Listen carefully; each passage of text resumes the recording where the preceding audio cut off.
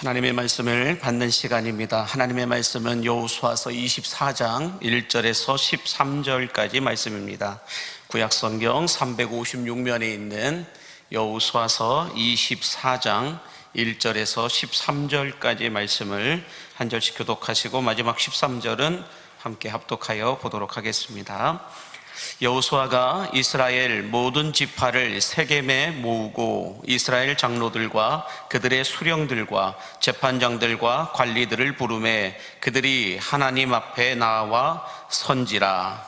여호수아가 모든 백성에게 이르되 이스라엘의 하나님 여호와께서 이같이 말씀하시기를 옛적에 너희의 조상들 곧 아브라함의 아버지 나홀의 아버지 데라가 강 저쪽에 거주하여 다른 신들을 섬겼으나 내가 너희의 조상 아브라함을 강 저쪽에서 이끌어내어 가나안 온 땅에 두루 행하게 하고 그의 씨를 번성하게 하려고 그에게 이삭을 주었으며 이삭에게는 야곱과 에서를 주었고 에서에게는 세일산을 소유로 주었으나 야곱과 그의 자손들은 애굽으로 내려갔으므로 내가 모세와 아론을 보내었고 또 애굽에 재앙을 내렸나니 곧 내가 그들 가운데 행한 것과 같고 그 후에 너희를 인도하여 내었노라. 내가 너희의 조상들을 애굽에서 인도하여 내어 바다에 이르게 한즉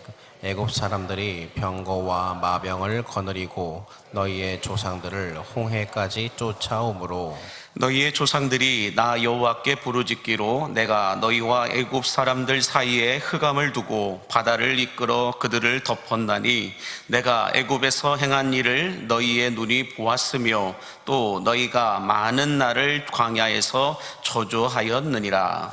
내가 또 너희를 인도하여 요단 저쪽에 거주하는 아모리 족속의 땅으로 들어가게 하매 그들이 너희와 싸우기로 내가 그들을 너희 손에 넘겨주매 너희가 그 땅을 점령하였고 나는 그들을 너희 앞에서 멸절시켰으며 또한 모압 왕 심볼의 아들 발락이 일어나 이스라엘과 싸우더니 사람을 보내어 부올의 아들 발람을 불러다가 너희를 저주하게 하려 하였으나 내가 발람을 위해 듣기를 원하지 아니하였으므로 그가 오히려 너희를 축복하였고 나는 너희를 그의 손에서 건져내었으며 너희가 요단을 건너 여리고에 이른즉 여리고 주민들 곧 아모리 족속과 브리스 족속과 가나안 족속과 헷 족속과 기르가스 족속과 히위 족속과 여부스 족속이 너희와 싸우기로 내가 그들을 너희의 손에 넘겨주었으며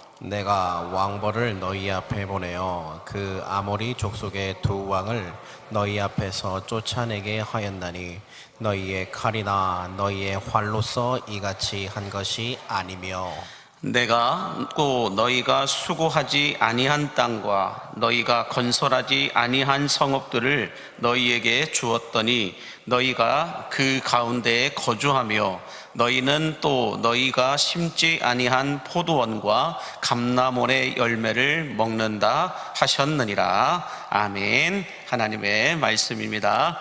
할렐루야. 더운 여름날입니다. 옆에 분에게 인사할 때 건강 조심하십시오 라고 인사해 주시기 바랍니다.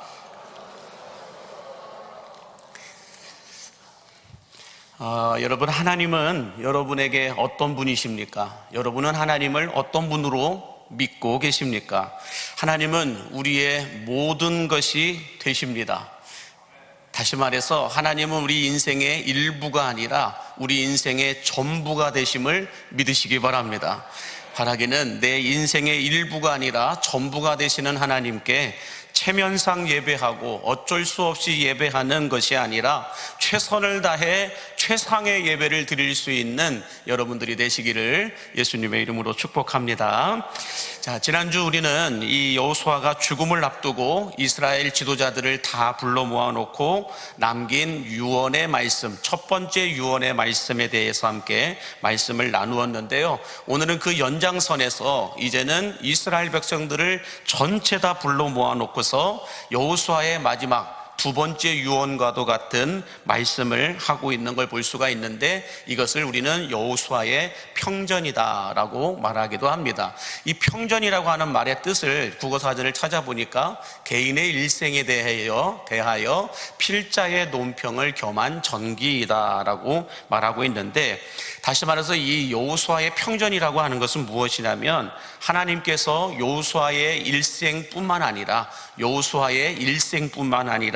이스라엘 백성들을 지금까지 어떻게 이끌어 오셨는지를 다시 알 수 있도록 되새기고 가르쳐 주는 것을 가리켜 평전이다라고 말하고 있습니다.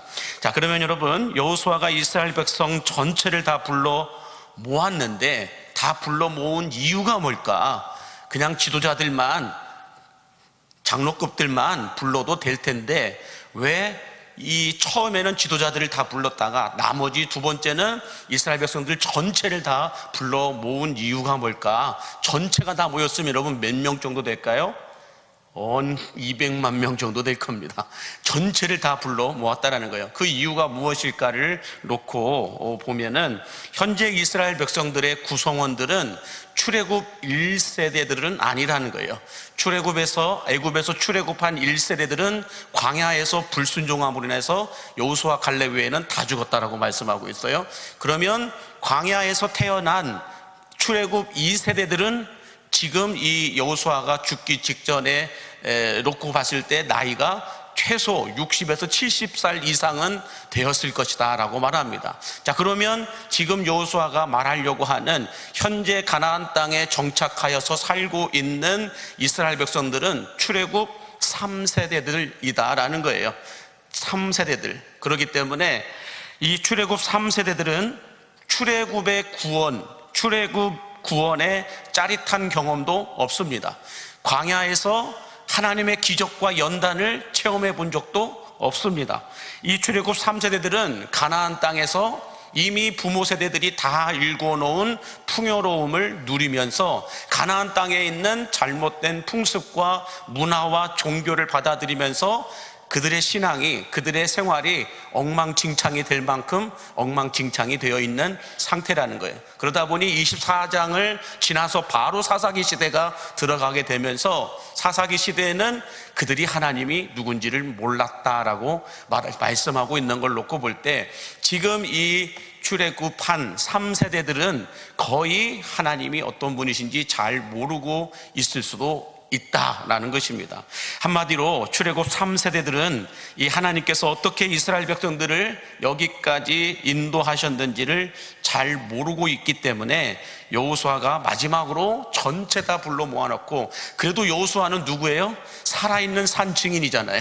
출애굽 1세대, 유일하게 살아남아있는 출애굽 1세대에 그 산 증인이기 때문에 그래도 살아있는 이 여호수아가 이야기를 하면 그들은 다 신빙성을 가지고 믿게 될 것이다 라는 뜻에서 아마 전체 다 불러 모아놓고 하나님께서 어떻게 우리를 여기까지 이끄셨는지를 다시 가르치고 되새기는 시간을 가졌을 것이다 라고 생각이 되어지는데요, 바라기는 이 출애굽 3세대들과 같은 우리 다음 세대들인 자녀들과 손녀들도 하나님의 은혜와 사랑을 경험하며 지금까지 여기까지 온 여러분들이 이제는 여호수아의 평전으로 우리 자녀들을, 손녀들에게 가르쳐야 할 줄로 믿습니다. 내가 만난 하나님은 어떤 분이셨는지를 가르쳐야 돼요. 우리 교회 학교 아이들에게만 하나님이 어떤 분이신지를 가르칠 것이 아니라 내 자녀들에게도 하나님이 어떤 분이신지, 하나님이 우리를 어떻게 이끌어 오셨는지 이걸 가르치고 되새기도록 해야 한다라는 것입니다. 저는 이 여호수아 평전의 은혜가 오늘 여러분들에게 부어지게 되기를 간절히 바랍니다. 자, 그러면 오늘 본문 1절 말씀을 보시면 이렇게 말씀을 합니다. 여호수아가 이스라엘 모든 지파를 세겜에 모으고 이스라엘 장로들과 그들의 수령들과 재판장들과 관리들을 부르매 그들이 하나님 앞에 나와 선지라 라고 말씀하고 있습니다. 자, 여호수아는 가나안 땅 곳곳에 흩어져 있는 모든 지파들을 다 세겜으로 불러 모았다라고 말씀하고 있는데, 이 세겜이라고 하는 곳이 어디인지 다시 한번 되새겨 보기를 원하는데, 지도를 한번 보여주시면 세겜은 이 에발산과 그리심산 보이시나요? 조금 당겨주시면은, 네, 조금만 당겨주시면, 예, 사해 위쪽에 보시면은 세겜이 있고 에발산, 그리심산 그 중간에 세겜이라고 하는 곳이 있습니다. 여기는 골짜기가 아니고 평야입니다. 김제 평야와 같이 그래도 수많은 사람들이 진을 칠 수 있는, 천막을 칠 수 있는 그런 공간인데, 제가 시간이 없어서 그곳의 사진까지는 찾지를 못했습니다. 다음에 한번 보여드리도록 하고요. 자, 이 200만 가까이 수백만 명의 사람들이 모일 수 있는 공간은 세겜밖에 없었죠. 근데 세겜으로 오기 전에 이 이스라엘 백성들이 요단을 건너서 처음에는 길갈에 진을 쳤다가 길갈에서 이제는 이 가나안 땅 정복 전쟁을 위해서 세겜으로 옮기게 되죠. 그래서 세겜에서 진을 치고 거기에서 동서남북 전체의 가나안 땅들을 공격해서 점령했던 그런 세겜이라고 하는 곳입니다. 자, 근데 여기에 진을 쳐서 살았던 곳에서 다시 이곳에 불러 모았는데, 이 세겜이라고 하는 곳이 물론 지형적으로는 전체가 다 모일 수 있는 큰 공간이었기 때문에 거기서 모일 수도 있지만, 여호수아는 그런 어떤 지형적인 요인보다도 영적인 의미를 더 두었던 것 같다라는 생각이 들어요. 이 세겜이라고 하는 곳이 어떤 곳인가, 시간을 좀 거슬러 올라가다 보면 어디까지 가야 되냐면 하나님이 처음 아브라함을 불렀던 아브라함을 찾아가 봐야 됩니다. 아브라함 때에 하나님께서 이 아브라함을 불러내실 때 이 아브라함에게 너희 자손들을 가나안 땅으로 보내겠다라고 처음으로 약속한 곳이 이 세겜이라고 하는 곳이죠. 그래서 창세기 12장 6절과 7절에 보면 이렇게 말씀을 하고 있습니다. 같이 보겠습니다. 시작. 아브라함이 그 땅을 지나 세겜 땅 모래 상수리 나무에 이르니 그때에 가나안 사람이 그 땅에 거주하였더라. 여호와께서 아브라함에게 나타나 이르시되 내가 이 땅을 내 자손에게 주리라 하신지라 라고, 이 언약하신 곳, 약속하신 곳, 여기가 세겜이었다라는 것이죠. 자, 그래서 이 세겜이라고 하는 곳에 여러분들 이스라엘 백성들이 전체 다 모여서 여호와 앞에 선지라 라고 말하는 것은, 이 하나님께서 아브라함을 부르셔서 아브라함에게 언약하신, 약속하신 그곳이 세겜이었고, 그것을 말씀하신 분이 하나님이었기 때문에 이스라엘 백성들도 그들의 후손들도 수백 년이 지났지만 여호와 앞에, 하나님 앞에 선지라라고 말씀하고 있는 거예요. 이 말은 뭘까요?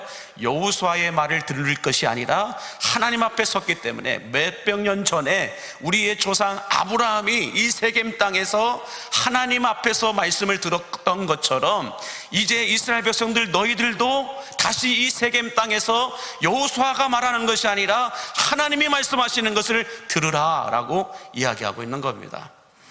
그러므로 여러분, 여호수아가 세겜 땅으로 모든 지파들을 모이라 말한 이유는 수백 년이 지나도 하나님의 말씀은, 하나님이 언약하신 말씀은, 약속하신 말씀은 1.1획도 변하지 않고 빠지지 않고 그대로 응답된다라는 것을 가르쳐주기 위하여서 여호수아는 이스라엘 백성들을 세겜 땅에 모이라 말한 것입니다. 그러면 오늘날 우리들에게도 세겜 땅이 있다고 한다면 어디일까요? 오늘날 우리들에게 있어서 세겜이 있다고 한다면 무엇이 있을까? 이 세겜 땅에서 하나님이 아브라함에게 약속하셨고, 수백 년이 지나고 난 이후 이 아브라함의 자손들이 몇백만 명이 되어서 200만 명이 되어서 그들은 세겜 땅에서 다시 서서 여호와 앞에 하나님의 말씀을 듣고자 섰다라고 말씀하는 걸 놓고 볼 때, 몇백 년이 지나도 푸른 마르고 꽃은 시들어도 주의 말씀은 영원하듯이 하나님이 이미 한번 약속한 말씀은 반드시 이루어지게 됨을 믿으시기 바랍니다. 그게 내 때가 아니어도 몇백 년이 지나고 난 이후에도 하나님의 말씀은 반드시 이루어진다라는 거예요. 자, 그렇다고 한다면 오늘날 이 시대를 살아가고 있는 우리들에게 있어서 세겜은 무엇일까? 그것은 예수 그리스도의 십자가임을 믿으시기 바랍니다. 다시 말해서 하나님께서 세겜 땅 상수리 나무 아래에서 아브라함에게 약속하신 약속은 수백 년이 흘러도 다 이루어졌듯이, 예수님께서 십자가 위에서 죽으시고 부활하심으로 인하여 하나님께서 약속하신 약속, 누구든지 어느 누구라도 예수님을 믿기만 하면 모든 죄사함을 받고 구원을 받아 영생을 얻게 될 것이다 라고 하는 이 하나님의 약속은 수천 년이 지난 지금도 변함없이 그대로 이루어지고 있음을 믿으시기 바랍니다. 그 사람들 가운데 여러분의 이름이 있음을 믿으시기 바랍니다. 예수 믿고 구원받은 자들은 그게 누구라도 상관없이 하나님은 그들의 죄를 사하여 주시고 구원받게 하여 주시고 영생을 허락하여 주신다. 이게 뭘까요? 예수님이 십자가 위에서 죽으실 때 약속하신 구원의 약속이라는 거예요. 그 약속은 지금도 그대로 이루어지고 있다는 것입니다. 우리가 죽어도 내 자녀들, 손주, 손녀들에게도 이 약속은 변함없이 그대로 흘러가게 됨을 믿으시기 바랍니다. 그러므로 여호수아가 이스라엘 자손들에게, 이스라엘의 이 후손들에게 전하고자 했던, 가르치고자 했던 첫 번째 평전은 뭘까요? 너희는 하나님의 말씀은 1.1획도 변함없이 그대로 이루어지니 너희는 세겜에서 약속하신 하나님의 언약을 기억하라 라는 것입니다. 바라기는 하나님께서 아브라함에게 약속하신 대로 먼 훗날 그의 자손들이 가나안 세겜 땅에 서서 기뻐하였던 것처럼 약속의 땅을 온전히 하나님께서 우리에게 주셨던 것을 기억하면서 주님 앞에 서서 감사하며 감격하며 예배하였던 것처럼 오늘날 우리 부모 세대들이 이 세상을 모두 떠나도 우리 자녀들과 손주 손녀들도 예수 믿고 구원받아 먼 훗날 천국에서 다시 만날 수 있는, 그 천국에서 다시 만나 기쁨으로 예배하고 찬양할 수 있는 여러분의 삶이 되시기를 예수님의 이름으로 축복합니다. 자, 두 번째로 여호수아가 이스라엘 자손들에게 전하고 싶었던 평전은 무엇이냐? 그 두 번째는 우리는 하나님의 계획과 섭리하심 가운데 있음을 잊지 말아야 한다라는 것을 가르쳐주고 있는데, 자, 오늘 본문 2절에서 7절에 있는 말씀을 보시면은 우리가 다 읽을 수는 없지만은 한번 읽었기 때문에 제가 빠르게 읽도록 하겠습니다.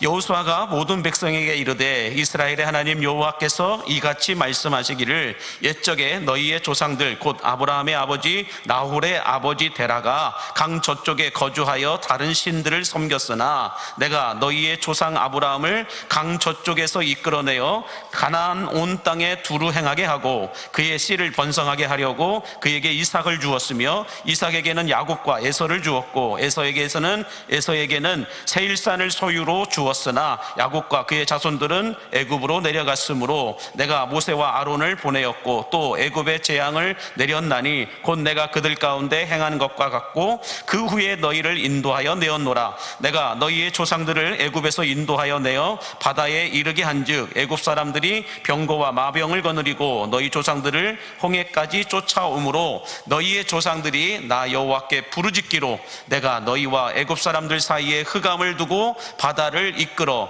그들을 덮었나니 내가 애굽에서 행한 일을 너희의 눈이 보았으며 또 너희가 많은 날을 광야에서 거주하였느니라 라고 말씀하고 있습니다. 자, 이게 무슨 말씀이냐면 여호수아가 이 아브라함 때부터 시작된 이스라엘의 역사를 아주 자세하게 설명하고 있는 것을 볼 수가 있습니다. 먼저 아브라함의 아버지 데라는 이 우상 숭배하는 물건들을 만들어서 팔았던 사람인데, 이런 사람들도 하나님이 선택하시면 구원받을 수 있다라고 하는 것을 말씀하고 있는 겁니다. 그러므로 여러분 주변에, 여러분의 가족 안에 이 우상 숭배를 하고 우상 숭배를 할 수 있도록 물건을 팔아서 먹고 살았던 사람도 하나님이 선택하시니까 구원받을 수 있었던 것처럼 여러분의 가족들 가운데 종교가 달라도 아직 예수님을 믿지 않아도 또 여러분들의 어떤 가족들 가운데 기독교 혐오주의를 갖고 있는 분이라 할지라도 포기하지 말고 하나님이 선택하여 달라고 기도하시기 바랍니다. 그게 우리 자녀들일 때는 더 기도하셔야 돼요. 그게 내 자녀들일 때는, 내 손주 손녀들일 때는 더 우리는 절박함으로 기도하셔야 돼요. 하나님, 저 영혼을 버리지 마시고 포기하지 마시고 선택하여 주시옵소서. 뿐만 아니라 아브라함의 가족들을 하나님은 어떻게 하십니까? 갈대아 우르에서 불러내어 하나님께서 보여줄 땅으로 가라라고 말씀하시죠. 그것이 우리는 알고 있잖아요. 가나안 땅이라는 걸. 이것은 무엇을 의미하느냐? 하나님께서는 이 아브라함의 가족들을 죄악의 땅, 우상 숭배가 만연했던 가득했던 이 갈대아 땅 우르에서 불러내어 축복의 땅 가나안으로 가도록 말씀하시고 계신다라는 거예요. 다시 말해서 하나님께서 아브라함을 믿음의 조상이 되게 하기 위하여서 죄악의 땅 갈대아 우르를 떠나게 하셨던 것처럼 하나님은 우리들도 죄악의 땅과 같은 습관과 과거의 자리들을 떠나지 않고 가만히 있으면 축복의 땅, 미래의 땅으로 갈 수 없다라고 하는 것을 말씀하고 있는 거예요. 그러므로 여러분, 복 있는 삶, 미래가 여러분에게 축복의 삶이 되기를 원한다면 죄악의 땅을 떠나야 됩니다. 죄악의 보금자리를 떠나야 됩니다. 죄악의 습관을 버리셔야 된다는 거예요. 근데 우리는 안 버려요. 우리는 그 죄악의 땅을 벗어나지 않으려고 해요. 왜 그럴까요? 나에게 익숙하기 때문에, 나에게 익숙한 땅이기 때문에, 미래로 가면 나의 존재가 잊혀지고 한 번도 가보지 않은 그 길을 걸어간다는 것, 두려움도 있기 때문에 우리는 과거의 자리에서 떠나지 않고 그대로 머물러 한다는 것입니다. 그러나 하나님은 과거의 자리를 떠나지 않고서는 하나님께서 예비하신 미래로 갈 수가 없다라고 말씀하세요. 과거에 그냥 갈대아 우르에 그냥 머물러 있었다고 한다면 아브라함은 믿음의 조상은 될 수 없다라는 거예요. 이스라엘이라고 하는 역사도 만들어지지 않았을 거라는 거예요. 아브라함이 그 죄악의 땅을 떠났기 때문에 이스라엘의 역사가 시작되는 것이고, 하나님께서 예비하신 예비하신 가나안 땅에서 아브라함의 자손들이 이렇게 복의 복을 누리면서 세겜 땅에서 아브라함의 가족들만 떠났지만 몇백 년이 지나고 난 이후에 200만 명이나 되는 하나님의 사람들이 세겜 땅에서 모였다라는 것이죠. 그러므로 우리들도 여러분 마찬가지입니다. 우리 광림교회가 39년의 역사를 갖고 있는데, 이 39년의 역사라고 하는 과거에 묶여 있으면 하나님께서 예비하신 미래로 나가지 못한다는 거예요. 하나님께서 예비하신 미래로 나가지 못한다고 한다면 분명해요. 이것은 분명합니다. 하나님께서 우리 광림교회 안에서 더 이상 하실 일도 보여주실 일도 없어요. 하나님께서 아브라함을 불러내셔서 내가 내게 보여줄 땅으로 가라라고 말씀하실 때에 가는 길 가운데 하나님이 아브라함과 그의 가족들을 위해서 얼마나 많은 역사와 얼마나 많은 능력과 얼마나 많은 기적들을 베풀어 주셨는지 모른다라는 거예요. 수백 년 동안 이스라엘 백성들이 세겜 땅에 전체 다시 모일 때까지, 그의 후손들이 다 모일 때까지 하나님은 어떻게 하셨어요? 엄청난 기적과 역사를 베풀어 주셨어요. 출애굽의 역사도, 광야의 역사도, 가나안의 역사도 하나님의 기적과 능력은 계속해서 일어났다라는 거예요. 그러나 아브라함이 갈대아 우르를 떠나지 않았다고 한다면 아무 일도 일어나지 않았을 거예요. 하나님께서 하실 일은 아무것도 없었을 거라는 것입니다. 마찬가지예요. 우리 광림교회도 지난 39년 동안 하나님의 일하심과 하나님의 역사하심 가운데 여기까지 왔습니다. 그렇다고 한다면 이제 새로운 39년의 역사를 위해서는 우리가 어떻게 해야 돼요? 과거에 묶여 살 것이 아니라, 여기가 좋사오니, 이대로가 좋사오니, 나에게 익숙한 것이 좋사오니 거기에 묶여 있을 것이 아니라 하나님께서 새롭게 예비하시고 계신 그 길로 가야 된다는 거예요. 하나님께서 내시는 그 길로 가야 된다는 거예요. 우리가 익숙함을 성숙함으로 바꾸기 위해서는 하나님이 내시는 길 가운데로 가야만 하나님이 보여주시는 일, 하나님이 나타내시는 역사, 이것을 우리는 경험하고 누리며 성장할 수 있다는 거예요. 그러나 계속해서 과거에 묶여 있다고 한다면 하나님이 더 이상 우리 교회 안에서 행하실 일은 없어요. 별로 없을 겁니다. 그냥 이대로 가는 거예요. 10년이 지나도 20년이 지나도 이 수준 이상은 되어지기가 아마 많이 힘들 겁니다. 그러므로 여호수아처럼 평전의 시간을 통하여 익숙한 과거를 떠나 성숙한 미래로 나아가서 계속해서 새로운 은혜, 새로운 축복을 우리 후손들도 경험하고 체험할 수 있도록 여호수아가 가르치고 있는 것처럼 우리들도 과거가 아니라 하나님께서 내시는 길 가운데로 걸어갈 수 있도록 우리 후손들에게 익숙함을 가르칠 것이 아니라 성숙함을 가르쳐야 할 줄로 믿습니다. 여러분, 39년 걸어왔어요. 앞으로 39년 후에 여기에 계실 분은 몇 분이나 계실까요? 저의 간절한 소망은 그대로 다 있어줬으면 좋겠습니다. 39년 후에도 그대로 다 계셔줬으면 좋겠습니다. 어떤 분들은 그러더라고요. 그거 욕입니다 라고 얘기하더라고요. 그러나 여러분, 우리는 이 세상을 떠난다 할지라도 39년 후에도 우리 광림교회는 그대로 이 자리에 있을 줄로 믿습니다. 이 자리에 있을지 어디에 있을지는 알 수는 없겠지만 저희가 소원하고 바라면서 기도하는 것은 지금의 익숙함보다는 39년 후의 성숙함을 기대하며 기도해야 된다는 거예요. 그러기 위해서 우리는 다음 후손들에게 가르치셔야 돼요. 다음 후손들에게 하나님을 가르쳐야 돼요. 예배하는 것을 가르쳐야 돼요. 기도하는 것을 가르쳐야 돼요. 하나님께서 어떻게 역사하시는지를 가르쳐야 돼요. 그러면서 하나님이 너희에게 보여주시는 그 새로운 길 가운데로, 하나님이 내시는 길 가운데로 걸어갈 수 있도록 우리는 길을 열어줘야 할 줄로 믿습니다.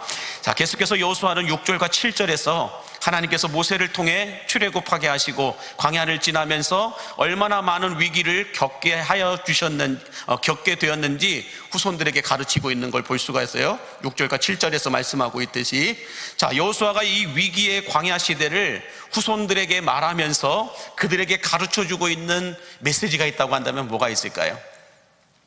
이 출애굽해서 광야 40년 동안 여러분 아무것도 없잖아요. 아무것도 없기 때문에 절대적으로 하나님을 의지해야 된다. 절대적으로 하나님을 신뢰하지 않고 의지하지 않고서는 이 광야에서 다 죽을 수밖에 없다. 이것을 가르쳤을 거예요. 뿐만 아니라 그걸 가르치면서 여호수아는 그의 후손들에게 이렇게 말하지 않았을까요? 하나님께서 함께 하시지 않는 푸른 초장보다 하나님께서 함께 하시는 광야가 더 안전하고 행복하다라는 것을 가르쳤을 것입니다. 하나님이 없는 푸른 초장보다 하나님이 함께 하시는 광야가 우리에겐 더 안전하였고 더 행복하였다라고 여호수아는 그 후손들에게 가르쳤을 거라는 것입니다. 그래서 여러분, 우리들도 마찬가지라는 거죠. 하나님이 없는 세상의 평안보다도 하나님이 함께하는 위기가 더 안전하고 행복할 수 있음을 믿으시기 바랍니다. 왜요? 하나님은 우리의 위기를 은혜로 바꾸고 행복으로 바꿀 수 있는 전능하신 하나님이시기 때문임을 믿으시기 바랍니다. 하나님이 함께 하시는 그곳이 푸른 초장이고 쉴만한 물가임을 믿으시기 바랍니다. 많은 인간들은 하나님이 없어도 내 눈에 보이기에 괜찮은 곳이라고 한다면 여기가 푸른 초장이라고, 여기서 평안할 수 있다고, 여기서 행복할 수 있다고 말씀들을 하고 착각들을 할 때가 많습니다. 그러나 여러분, 하나님이 없는 위기가 닥쳐오게 되면 인간은 스스로 일어날 수 없다라는 거예요. 여러분의 질병, 여러분들이 컨트롤할 수 있습니까? 우리는 눈에 보이지 않는 작은 세포 하나에도 흔들리고 비틀거려요. 작은 진드기 하나에도 감당할 수 없는 일들이 몸에서 일어나요. 우리의 질병을 우리가 컨트롤할 수 있을까요? 할 수 없어요. 위기가 닥쳐오면 인간은 이러지도 저러지도 못한다라는 거예요.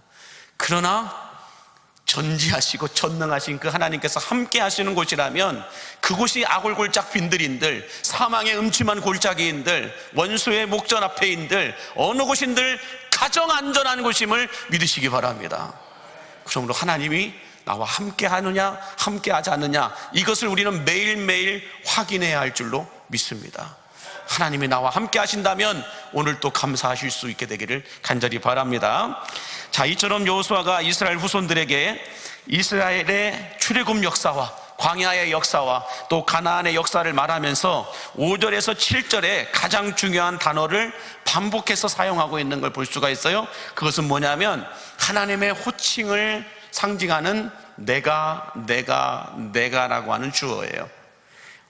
5절에서 7절뿐만 아니라 8절에서 그 이후에 24장의 내용에 있는 모든 말씀에도 보면 계속해서 반복해서 쓰고 있는 단어가 내가라는 거예요. 이 내가는 여호수아를 말하는 게 아니고 하나님을 가리켜 말하고 있는 거예요. 하나님이 이렇게 하셨다. 하나님이 이렇게 하셨다.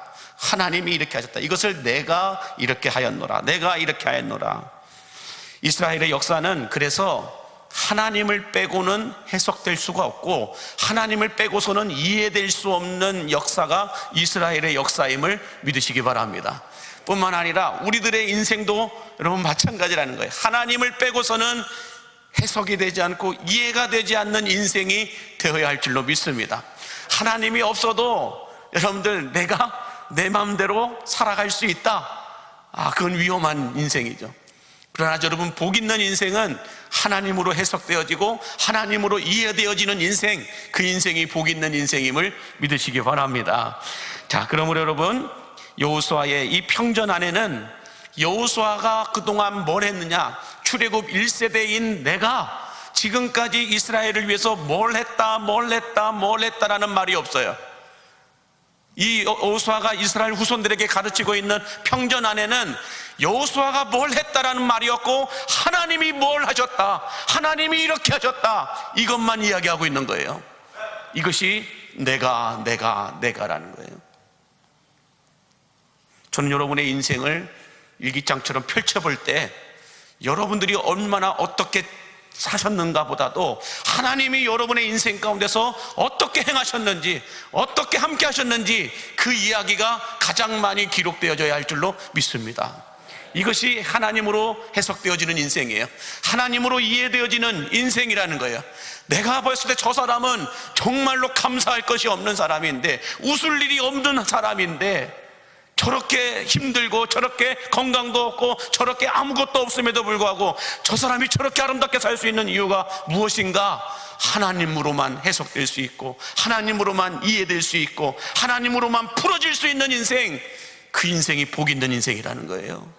지금 여호수아는 이스라엘 자손들에게 그 얘기를 하고 있는 거예요. 내가 지금 너희들이 보기에는 출애굽 1세대이기 때문에, 살아있는 증인이기 때문에 나를 바라보면서 이렇게도 저렇게도 우와, 여호수아 선생님, 여호수아 할아버지 대단하십니다, 이렇게 말할 수 있을지 몰라도 나는 너희들에게 가르치고 싶은 건 딱 하나다. 내가 뭘 했는지를 기억하지 말고 하나님이 이스라엘 백성들 안에서 무엇을 하셨는지를 기억하라, 이걸 말하고 있는 거예요. 저는 우리 광림의 역사를 볼 때 누가 뭘 하셨고 누가 뭘 하셨고 이건 하나님만 알아주시면 되는 거예요. 우리가 기억해야 할 것은 하나님이 우리 광림교회 안에서 뭘 하셨는가, 하나님이 우리 광림교회에서 어떤 역사를 베풀어 오셨는가, 그리고 앞으로도 하나님께서 우리 광림교회 안에서 어떤 일을 행하실 것인가, 이걸 기대하며 기도하는 여러분들이 되시기를 간절히 바랍니다. 그것이 여호수아의 평전이라는 거예요. 여호수아의 평전. 바라기는 그래서 우리 인생의 주어가 우리 자신이 아니라 언제나 하나님이 되심으로 말미암아 내가 뭘 어떻게 했다라는 말보단 하나님께서 뭘 어떻게 하셨는가가 더 많이 기억되어지고 더 많이 기록되어질 수 있게 되기를 예수님의 이름으로 축복합니다. 자, 계속해서 9절과 10절 말씀해 보시면 이렇게 말씀합니다. 같이 보겠습니다. 또한 모압 왕 심볼의 아들 발락이 일어나 이스라엘과 싸우더니 사람을 보내어 부올의 아들 발람을 불러다가 너희를 저주하게 하려 하였으나 내가 발람을 위해 듣기를 원하지 아니하였으므로 그가 오히려 너희를 축복하였고 나는 너희를 그의 손에서 건져내었으며 라고 말씀합니다. 이 내용을 보면 모압의 왕 이 발락이라고 하는 사람, 발락과 발람 발음도 상당히 어려워요. 발락이라고 하는 이 왕이 이스라엘을 쳐서 정복하려고 하는데 이스라엘에 하나님이 함께 하시니까 너무 강한 거예요. 그래서 자기의 수를 가지고는, 자기의 어떤 대안을 갖고는 감당이 안 되는 거예요. 그러다 보니 발람이라고 하는 이 주술자를 데려다가 이스라엘을 저주하라고 뒤에서 돈을 주면서 뒷거래를 합니다. 서로 뒤에서 몰래 내가 전쟁을 치르러 하기 전에 너는 저 이스라엘을 저주하라 라고 이렇게 뒷거래를 한 거예요. 자, 그러나 여러분, 하나님께서는 이들의 이 계략을 이미 다 간파하시고 어떻게 해요? 발람이 저주하려고 할 때마다 하나님께서 발람의 입을 장악하사 저주가 아니라 오히려 축복을 하도록 만드신다라는 거예요. 이것을 한 번이 아니라 세 번이나 반복해서 발람이 저주하려고 하면 나도 모르게 이 하나님이 발람의 입을 장악하시고 입을 주관하셔서 오히려 발람의 입을 하나님의 입으로 바꾸어서 이스라엘을 저주하는 것이 아니라 이스라엘을 축복하도록 만들었다라는 거예요. 이것을 우리는 방언이라고 얘기합니다. 내가 내 의지를 가지고 내가 내 입술로 하지만 내 말이 아닌 하나님이 이끌어 가시는, 성령님이 이끌어 가시는 기도, 이걸 우리는 방언이라고 얘기하는데, 자, 여기서 발락과 발람의 뒷거래를 보면서 오늘 우리가 또 얻을 수 있는 교훈이 있다고 한다면 뭐가 있을까? 마귀의 어떠한 저주와 공격에도 하나님이 허락하시지 않으면 그 저주는 빗겨나가게 되고 공격은 실패하게 됨을 믿으시기 바랍니다. 발락과 발람이 아무리 승승장구하며 뒤에서 우리 이렇게 하자 약속하고 이렇게 저주하라, 이렇게 그러면 내가 얼마를 더 주겠다, 이렇게 서로 짜고 치는 고스톱을 했단 말이에요. 자, 그렇게 했을 때 발람이 이제 자기만의 의식을 갖고 랄랄랄랄 하면서 이스라엘을 저주하려고 하였지만 그 저주가 빗겨나가게 되고 또 이 발락 왕의 어떤 공격도 이스라엘에게 먹히지 않았다라는 거예요. 그 중심에 누가 있는 거예요? 하나님이 허락하시냐 허락하시지 않느냐예요. 이런 저주권은 누구에게만 있어요? 하나님에게만 있어요. 아무리 인간이 저주해도요, 그 저주를 하나님이 허락하셔야만 저주가 임합니다. 하나님이 허락하시지 않으면 그 어떤 저주도 우리에게 임할 수 없음을 믿으시기 바랍니다. 그러므로 우리는 누군가가 우리를 모함하고 공격을 해도 해를 두려워하지 않을 것은 무엇이냐? 하나님께서 허락하시지 않으면 어떤 미사일의 공격도 우리를 뚫을 수 없음을 믿으시기 바랍니다. 하나님이 허락하셔야 뚫린다는 거예요. 그러므로 여러분, 저를 향하여서 여러분들이 눈이 작네, 아이고 얼굴은 완전히 예전에는 사각바였는데 이제는 동구리바가 되었네, 뭐 이런 말씀을 하셔도 전혀 상처받지 않습니다. 하십시오.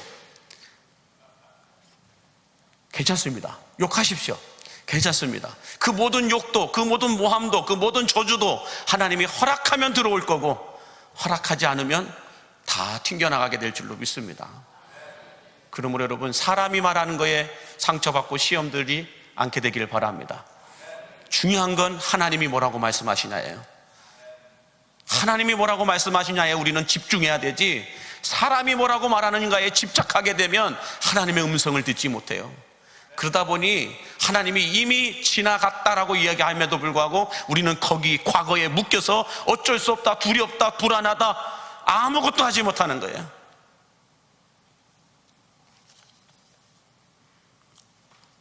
그러므로 여러분, 발락과 발람의 이 뒷거래를 보면서 우리가 기억해야 할 것은, 하나님은 우리를 사랑하시되 끝까지 사랑하시기 때문에 그 어떤 공격에도 우리는 넘어지지 않게 됨을, 넘어지지 않도록 하게 하여 주심을 믿으시기 바랍니다. 자, 발락과 발람의 이 뒷거래를 보면서 하나 더 우리가 기억해야 할 것은 뭐냐면, 자, 이스라엘 백성들이 발락과 발람이 뒷거래를 하고 있는 걸 알았을까요? 몰랐을까요? 알았을까요? 몰랐을까요? 몰랐습니다. 발락과 발람이 뒤에서 뒷거래를 함으로 인하여서 발락이 공격하기 전에 발람이 저주를 하면 내가 공격하겠다, 방공망이 뚫리면, 보호막이 뚫리면 내가 공격하겠다, 보이지 않는 하나님의 보호막이 뚫리게 되면 내가 공격하겠다, 이렇게 서로 뒷거래를 했잖아요. 그렇게 했다라는 것을 이스라엘 백성들이 알았을까요? 몰랐을까요? 몰랐다라는 거예요. 자, 그러므로 여기서 우리가 여러분 감사해야 될 것이 있어요. 뭐냐면 이스라엘 백성들이 발락과 발람이 뒷거래하는 것도 몰랐어요. 그리고 이들이 공격해 오는 것도 몰랐어요. 누가 다 막아줬기 때문에, 하나님이 다 중간에서 막아줬기 때문에. 그러므로 이스라엘 백성들이 모르는 시간에 모르는 곳에서 발락과 발람의 이 문제를 하나님이 해결해 주셨다는 것입니다. 그러므로 우리가 하나님께 감사할 이유가, 여러분, 없음에도 불구하고 감사해야 되는 이유가 뭘까요? 많은 사람들이 아유, 나는 감사할 게 있어야 감사를 하죠 라고 믿음 없는 말씀들을 하시는 분들이 상당히 많아요. 그게 뭐냐면, 하나님은 우리가 알고 있는 문제만 해결해 주시는 분이 아니라 우리가 알지 못하고 있는 문제들을 더 많이 해결해 주시는 분이심을 믿으시기 바랍니다. 이스라엘 백성들이 이 모압 땅에서 진을 피고 있었을 때에 발락과 발람이 서로 이런 음모를 꾸미고 있다는 건 몰랐어요. 근데 하나님이 이스라엘 백성들이 알지도 못하고 모르는 곳에서 이미 그 문제를 다 해결해 주셨단 말이죠. 마찬가지로 우리가 알지 못하는, 우리가 알고 있는 문제보다도 모르고 있는 문제를 하나님은 더 많이 해결해 주시고 인도하여 주시고 계신다는 거예요.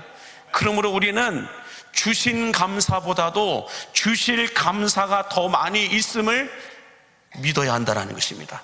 그러므로 알고 있는 감사보다도 알지 못하는 감사에 우리는 더 많은 감사를 드려야 할 줄로 믿습니다.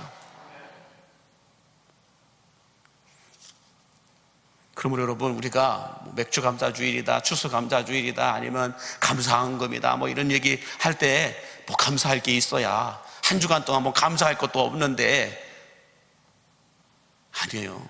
내가 알고 있는 것만 하나님이 일하시는 것이 아니에요. 내가 모르고 있는 일들을 하나님은 더 많이 일을 행하시고 이루어주고 계심을 믿으시기 바랍니다. 그래서 알지 못하는 거에 우리는 더 감사를 해야 할 줄로 믿습니다. 자, 마지막으로 11절과 13절에 보시면 이스라엘 백성들이 광야 생활을 할 때도, 가나안 땅에 들어와 정착하였을 때도 그들을 공격하는 사람들이 있었을까요? 없었을까요? 있었다라는 것입니다. 마찬가지로 우리들도 광야의 시간은 당연히 힘들고 어려움이 있습니다. 그리고 가나안 땅의 시간을 지나갈 때도 어려움과 적들은 그대로 있다라는 것입니다. 그러나 하나님께서는 이 24장 11절과 12절에서 이렇게 말씀합니다. 함께 같이 볼까요? 시작. 내가 그들을 너희의 손에 넘겨주었으며 내가 왕벌을 너희 앞에 보내어 그 아모리 족속의 두 왕을 너희 앞에서 쫓아내게 하였나니 너희의 칼이나 너희의 활로서 이같이 한 것이 아니다 라고 말해요. 우리의 칼과 우리의 활로, 내 노력과 내 은사와 내 무언가를 가지고 그 문제들이 해결된 것이 아니라는 거예요. 하나님께서 우리 손에 넘겨주셨기 때문에, 또 하나님께서 왕벌을 주셨기 때문에, 이 왕벌이라고 하는 게 우리 말벌 같은 걸 이야기하는데 그런 말벌이 아니에요. 우리가 눈에 보는 왕벌이 아니고 이 히브리 성경에서는 두려운 마음이라고 표현하고 있어요. 하나님이 그들에게 두려운 마음을 이미 보내사 공격할 마음을 상실하게 만들었다는 거예요. 자, 가나안 땅까지 오는 길 가운데 아무리 많은 적들과 어려움들이 이스라엘 백성들을 공격하고 찾아왔지만 하나님께서는 이스라엘 백성들이 그들의 칼과 그들의 활과 어떤 그들의 노력으로 되어진 것이 아니라 하나님의 능하신 손 아래에서 모든 것을 해결할 수 있도록 인도하여 주셨다라고 말씀하고 있는 겁니다. 한마디로 여호수아는 이스라엘 백성들 전체를 다 불러 모아놓고 하는 것이 뭐라고 얘기해요? 뭐라고 이야기하는 걸까요? 이 모든 것이 하나님의 은혜였음을 기억하라라는 거예요. 이 모든 것이 하나님의 돌보심이었고 보호하심이었고 은혜 베풀어 주심이었다라는 것을 후손들에게 가르치고 되새기고 있다라는 거예요. 이게 여호수아의 평전이에요. 그러므로 여호수아가 이스라엘 자손들에게 전하고 있는 세 번째 평전은 무엇이냐? 이 모든 것이 하나님의 은혜였음을 잊지 말라라는 거예요. 하나님의 은혜를 잊으면 사람들은 내 업적을 찾기 시작합니다. 하나님의 은혜를 잊어버리면 사람들은 내 자리를 찾기 시작합니다. 하나님의 은혜를 잊어버리면 사람들은 내 욕심을 드러내기 시작합니다. 하나님의 은혜를 잊어버리면 주어가 하나님에서 나로 바뀌게 됩니다. 내가 얼마나 대단한 사람인데, 내가 얼마나 괜찮은 사람인데, 내가 얼마나 괜찮은 일들을 했는데, 내가로 주어가 바뀌어요. 그러나 하나님의 은혜를 아는 자들은 그 모든 주어가 하나님으로 바뀌게 됨을 믿으시기 바랍니다. 그래서 하나님의 은혜를 잊지 말라는 거예요. 하나님의 은혜를 잊으면 분명히 욕심이 찾아옵니다. 교만함이 찾아옵니다. 그럴 때 내 인생의 주어가 하나님이 아닌 나 자신으로 바뀌게 되면서 내가 뭘 했는가를 사람들은 드러내려고 해요. 그러나 아까도 말씀드렸듯이 우리 인생이 하나님으로 해석되어지고 하나님으로 이해되어지고 하나님으로 기록되어지기 위해서는 주어가 내가 아니라 하나님이 되어야 할 줄로 믿습니다. 언제나 주어가 내가 아니라 하나님이 되기 위해서는 하나님이 나에게 어떤 일을 행하셨는가를 기억해야 된다는 거예요. 그게 우리는 은혜라고 얘기합니다. 하나님의 은혜를 잊어버리면 하나님은 없고 나만 있어요. 타락기는 이스라엘 백성들이 하나님의 은혜로 출애굽의 역사와 광야의 역사와 가나안의 역사를 지나왔던 것처럼 이 시대를 살아가는 우리들의 인생도 하나님의 은혜 속에서 살아가는 우리 광림의 성도들 되시기를 예수님의 이름으로 축복합니다. 기도하겠습니다. 만복의 근원 되신 하나님, 이스라엘 백성들의 출애굽의 역사와 광야의 역사와 가나안의 역사에 모든 것이 하나님의 언약이었고 하나님의 계획과 섭리하심이었고 하나님의 은혜였음을 여호수아가 이스라엘 후손들에게 가르쳐주고 있는 것처럼 자라나는 우리 광림의 다음 세대들에게도 우리가 받은 은혜, 우리가 만난 하나님은 왜 우리의 일부가 아니라 전부가 되시는지를 가르쳐주고 보여줄 수 있는 이 여호수아의 평전이 우리 광림의 성도들에게도 있게 하여 주옵소서. 그래서 그 평전을 우리 다음 세대들에게도 그대로 가르쳐 줄 수 있는 복을 허락하여 주옵소서. 무엇보다 우리가 지나온 모든 시간들이, 걸어왔던 순간들도, 누려왔던 모든 것들도 그냥 되어진 것이 아니라 실수가 없으신 하나님의 은혜였음을 기억하고 눈에 보이는 감사뿐만 아니라 보이지 않는 감사가 더 크고 많음을 기억하면서 보이지 않는 감사에 더 감사할 수 있는 우리 강림의 성도들 되게 하여 주옵소서. 예수님의 이름으로 축복하며 기도하옵나이다. 아멘.